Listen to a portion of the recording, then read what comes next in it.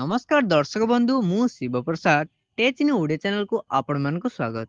कौन रही आज पाणीपाग खबर आसन से विषय जानिबा।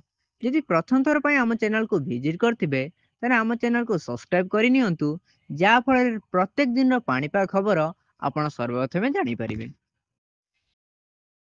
22 जिले में प्रबल वर्षार संभावना। 24 घंटा पर 22 जिला को येलो अलर्ट जारी करा जायछि। उत्तर उपकूल में हेब अति प्रबल वर्षा। गतकाली उत्तर पूर्व बंगोपसागर एक यार पार्श्ववर्ती अंचल सृष्टि होईछि एक लघुचाप क्षेत्र। यह क्रमशः पश्चिम उत्तर पश्चिम दिगरे गति करी 24 घंटार उत्तर पश्चिम बंगोपसागर को अतिक्रम करिब, जार प्रभाव में आज 2 दिन जाए प्रबल वर्षा होई पारे।